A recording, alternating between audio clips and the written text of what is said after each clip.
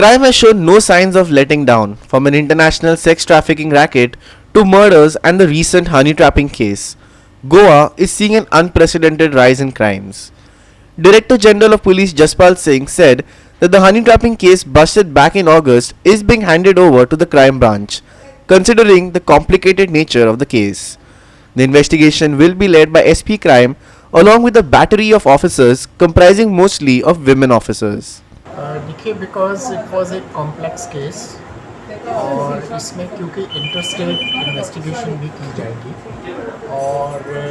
Crime branch को case ये transfer किया गया है और एसपी क्राइम को असिस्ट करने के लिए उसमें कुछ ऑफिसर्स एक्स्ट्रा लगाए गए हैं और ज़्यादातर इसमें महिला ऑफिसर्स को लगाया गया है क्योंकि जो पूछताछ होनी है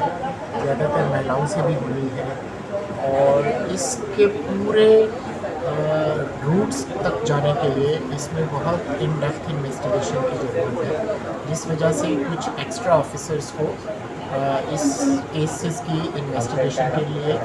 लगाया गया है क्योंकि अगर आप इस तरह से कोई गलत केस किसी के खिलाफ दर्ज कराते हैं तो उसकी फैमिली लेवल पे सोसाइटल लेवल पे भी इम्प्लिकेशंस हैं किसी को उसका रेपुटेशन और at the same time society में ग्रीड बढ़ना भी ये एक इम्प्लिकेशन है इसलिए इसके हमें डीप रूट स्टडी करने के लिए इस टीम का गठन किया गया है ताकि इसका कोई भी ऐसा जो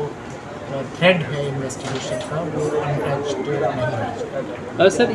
जो अक्यूज है उसके खिलाफ गुजरात में भी कुछ केस रजिस्टर है गोवा पुलिस इसकी कुछ जांच कर रही है क्या? हाँ, उसमें हमें ये प्रिलिमिनरी जांच में पता लगा था कि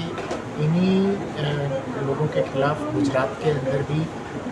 बहुत सारे केसेस दर्ज हैं। हम गुजरात पुलिस के टच में हैं और उनसे भी ये सभी इनका जो FIRs की कॉपी वगैरह लेके हम यहाँ पर इनके केस को और मजबूत बनाएंगे। यहाँ तक हम क्योंकि महिलाओं के प्रति जो अपराध होते हैं उन पर भी हम बल देते हैं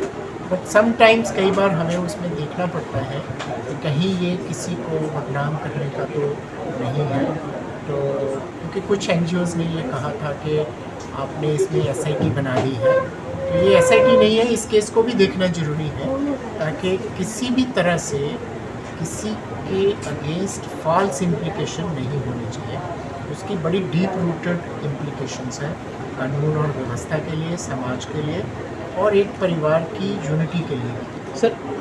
कितना चैलेंजिंग रहेगा बिकॉज 2 स्टेट है गुजरात है गोवा है कितना चैलेंजिंग रहेगा ये रोल? देखिए किसी भी केस में चुनौतियाँ तो होती हैं क्योंकि एविडेंस कलेक्शन करना कोई आसान काम नहीं होता है इसको हमें हर एंगल से उस एविडेंस की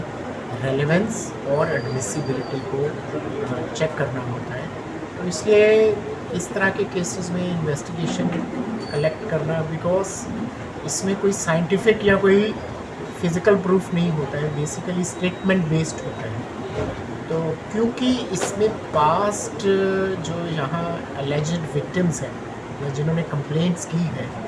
इनके ऊपर वहाँ पर भी केसेस दर्ज हैं तो ये इनके पास्ट बिहेवियर को रिफ्लेक्ट करता है तो वहाँ पर हमें इस केस की इन्वेस्टिगेशन में मदद मिलेगी जब हम गुजरात पुलिस के यहाँ से भी एविडेंस करेंगे। टीम कौन ऑफिसर्स कौन लीड करेगा कौन से लेवल के ऑफिसर्स? बेसिकली तो SP क्राइम ही इसमें लीड करेंगे और इसमें ओवरऑल सुपरविजन DIG लेवल के अधिकारी की रखी गई है और SP क्राइम को असिस्ट करने के लिए कुछ अन्य ऑफिसर्स भी दिए गए हैं क्योंकि क्राइम ब्रांच का अपना भी काम रहता है